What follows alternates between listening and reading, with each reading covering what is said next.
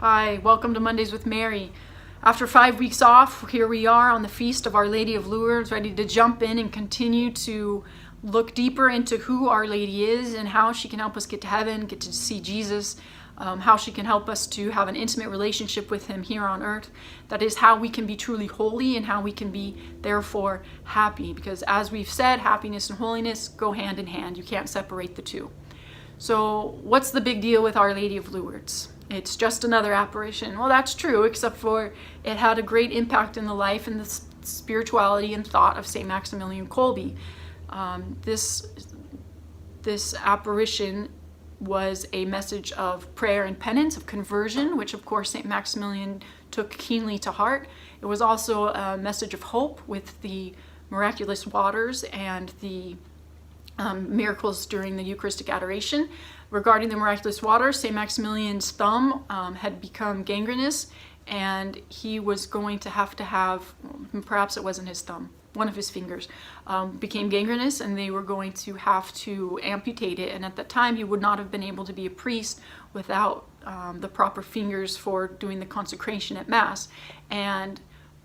But when the surgery was to be scheduled, St. Maximilian bathed that finger in holy water from Lourdes, and the next day it was well on its way to being healed, and the surgery was completely canceled. And so St. Maximilian had also this devotion to Our Lady of Lourdes for having interceded on behalf of his priestly ordination. In addition to that, Our Lady confirmed who she was. In a revelatory moment, she says to St. Bernadette, "I am the Immaculate Conception." This St. Maximilian takes and expounds and expounds and expounds and goes deeper and deeper and deeper until he is spending his entire life discerning what this mystery actually means. So I want to point out just a few things that St. Maximilian points out, and of course we'll go deeper as the days go on, as the weeks go on. So first of all, St. Maximilian points out that Our Lady did not say, "I was immaculately conceived." So it's not just something that happened to her. She was conceived, but it's not just an event that happened at her conception and now it's done. Instead, it's an event that happened at her conception, that she was conceived without original sin, but it was such a thing as to affect her very identity, to affect who she actually is. So Our Lady is not only immaculately conceived, she is Immaculate Conception itself. This is kind of hard to understand. It's kind of like how God does not simply exist, but He is existence itself. We have a hard time understanding these things, but nonetheless they're true, right? And so Mary is not only immaculately conceived, she is Immaculate Conception itself. So what does it mean to be Immaculate Conception? Well, this is where the mystery comes in, because we can't fully understand especially the word immaculate, right? When we think of immaculate, we think of something white. Well, we don't really understand perfectly what whiteness is. We can see some examples of white, but we don't actually know what whiteness itself is. And so we don't really know what immaculate itself is.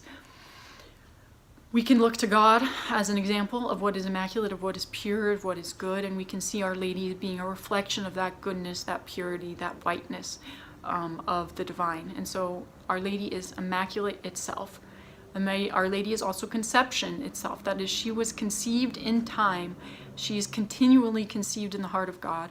She is the conception of God. And this does not mean that she didn't have a mother and father. She does. Tradition calls them Joachim and Anne. However, she was conceived without original sin, lived without any actual sin, and obviously in the beatific vision continues to sin no more. St. Maximilian further asks the question, okay, who are you? And then he says, what do you want of me? What do you want me to do? And this is the question I challenge you to ask this week. Ponder this mystery of who the Immaculate is. Who is the Immaculate Conception? What does that mean, and what does that have to do with your life?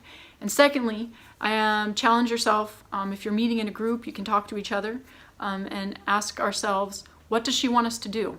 What does Our Lady ask of each and every single one of us? Who are you, Immaculata, and what would you have me do? Have a very blessed week. We'll see you next week as we ponder and look deeper into the mystery of Mary. We will talk about the message of Pope Francis at World Youth Day. God bless you. Bye.